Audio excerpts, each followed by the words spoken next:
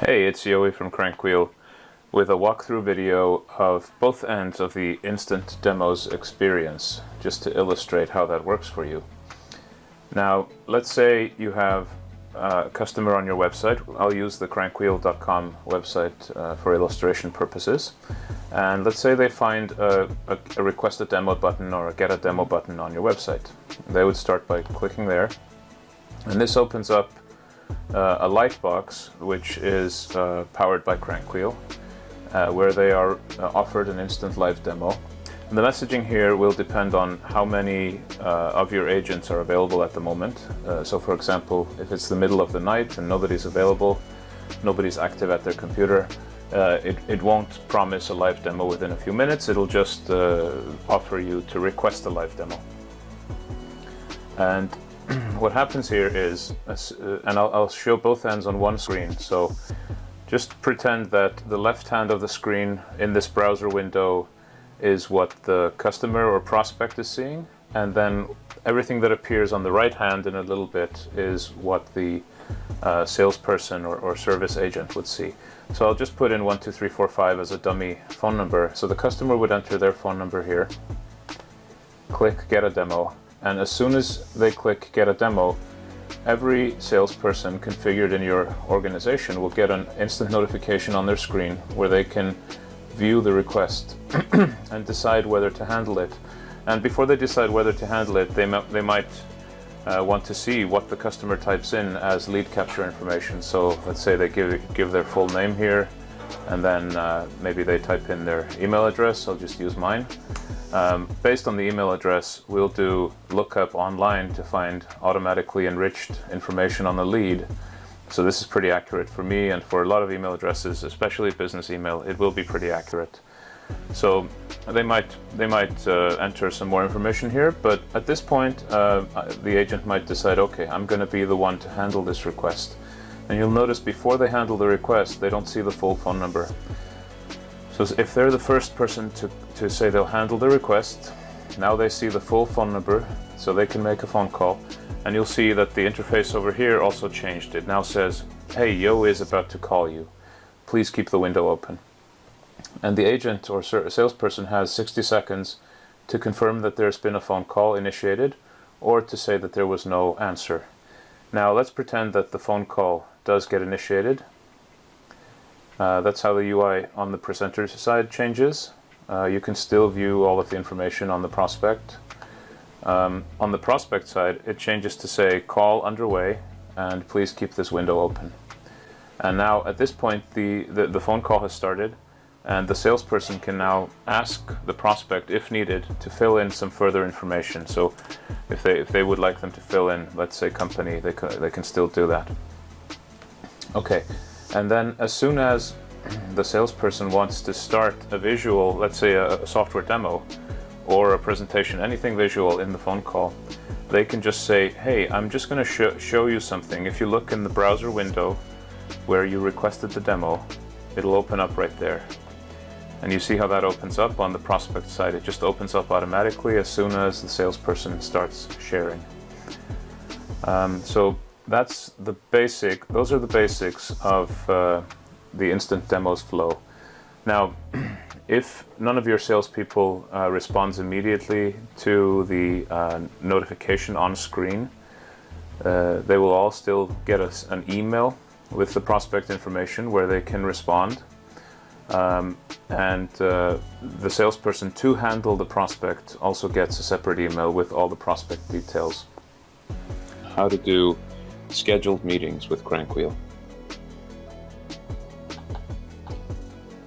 So let's take a look at that. So let's say I want to schedule a meeting with some folks. What I do is, the first step is to open up CrankWheel like this, and then click the schedule a meeting button. Now I can leave the name of the meeting just like this, or I can give it a descriptive name. Let's call it team meeting, and then click create link. At this step, it's optional whether to include phone conferencing details or not. You could skip the details and just type yourself a note into the meeting invite telling your participants that you will call them on the phone, for example. But if you want to use our partner-provided phone conferencing service, just click here to include the phone conferencing details, and you'll be prompted to sign up, and it's a one-click sign up if you haven't signed up already. And that's provided by conferencecall.co.uk. So the text you see in this box is a block of text that's suitable for pasting into a meeting invitation or an email that you're sending. So all you do is you just copy this block of text, and then you click done. And then you would go, either you would send an email or you would go to your calendaring software, Outlook, or in my case, I use Google Calendar. So let's see what it would look like there. I create an event, and I can give it the same name if I like, team meeting. And in here in the description, I paste the block of text that I had from CrankWheel. You'll see it has a link here to view the screen share. It also has the details on how to phone into the phone conference. Okay, if you're using Google Calendar, it's pretty important to also remove this part, the Google Hangouts link, because otherwise it can be a little bit confusing for people whether they're supposed to use the Google Hangouts link, something that Google automatically adds to any calendar invitation you create, or whether to use the CrankWheel link. So if you remove that, it's going to be less confusing. Okay, now you would just save you would add your guests, book the rooms you need, and so forth, and then save the event. But let's look at how this would actually work. So each of your participants would receive a calendar invitation with all of these details, and at the time of the meeting, they would click this link to join the meeting. And let's look at what that will show them if you haven't started screen sharing. Essentially, it'll tell them, the presenter hasn't started sharing their screen, but here's the dial-in info if you need to dial the phone conference. So they would do that. On your end, as the presenter, you will also dial the phone conference when the meeting should start. You can find all the phone conference details down here at the bottom of your CrankWheel control panel. The global dial-in number, your participant PIN for meetings that you're hosting. And if you click this here, global dial-in, you'll also get a full list of the 72 different dial-in numbers for different countries around the world. So that's how you would dial in, and they would dial in here. Now, as soon as you actually start screen sharing something, let's just share the CrankWheel program window just to share something. And you'll see that on the viewer end or the participant end, this is the experience it changes to. And this is what they would see immediately if they had now tried to join the meeting.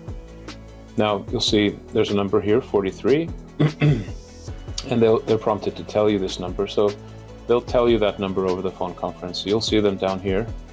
And you'll see that it says team meeting right here, which is this will show the same name that you gave the meeting. So they'll say 43, you'll say accept, and now they're joined into your screen share and they're seeing your screen. Now,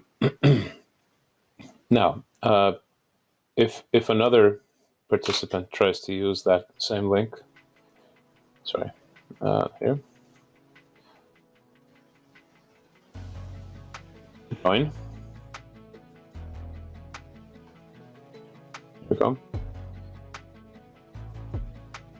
Then they will be able to tell you 41. You'll need to click add more viewers.